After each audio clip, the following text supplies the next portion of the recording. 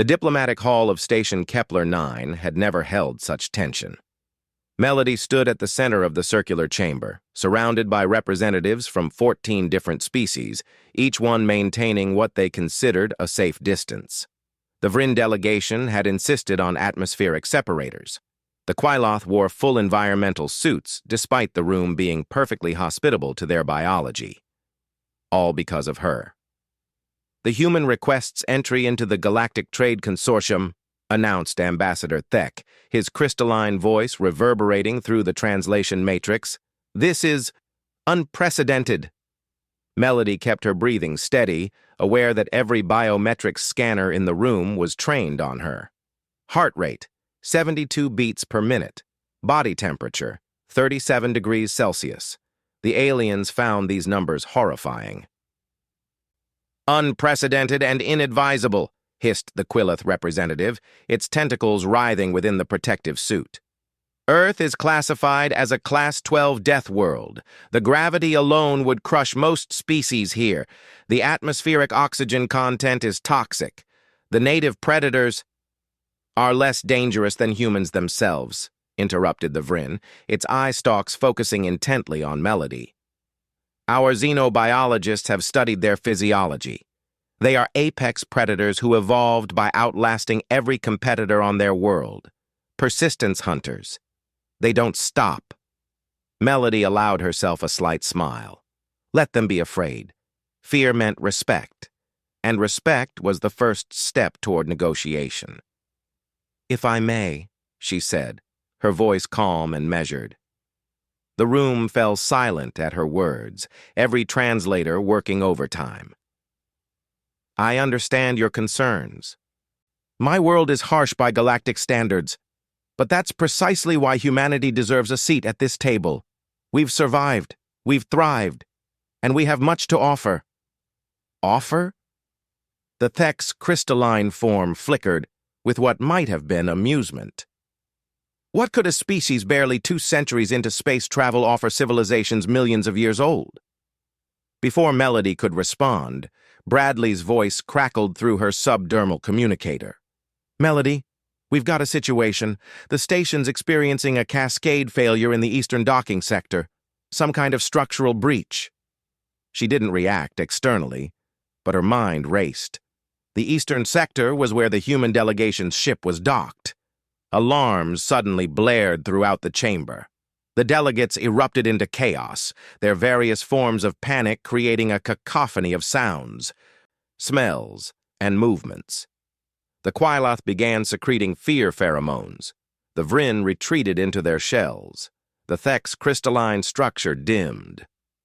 Structural integrity compromised in sectors 7 through 12, announced the station's AI. Atmospheric breach imminent. Evacuate immediately. Melody moved. She didn't run, not at first. She walked toward the chamber's emergency panel with purposeful strides, each footfall echoing in the sudden silence that followed her movement. The delegates had frozen, watching the Deathworlder with the kind of terrified fascination usually reserved for watching a predator stalk its prey. Her fingers flew across the controls, accessing the station's emergency systems, with the security override Bradley had transmitted. The other species had never developed intuitive touch interfaces. Most relied on neural links or atmospheric manipulation, but humans had grown up with keyboards, touch screens, physical interaction with their technology. The breach is expanding, she said, her voice cutting through the panic. Standard evacuation protocols will take 17 minutes. The sector will decompress in 8. There are 243 beings in the affected areas. Impossible, whispered the Thek. There's no solution. Melody's smile was sharp. You've never faced impossible odds and decided to survive anyway, have you? She accessed the station's structural integrity subroutines, pulling up schematics that would have taken a standard consortium engineer hours to parse.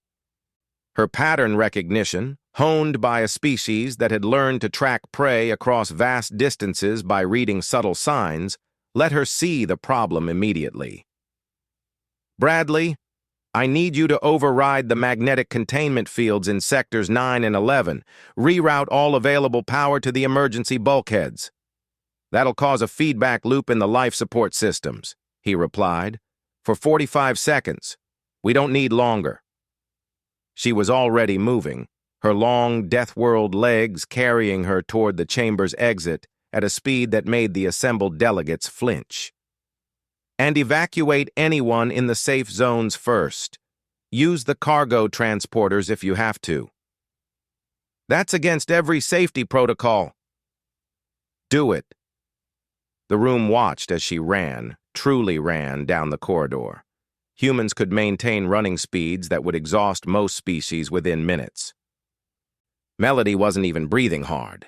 She reached the emergency engineering station and physically pulled herself up the access shaft, her grip strength and endurance a product of evolving in 1G gravity.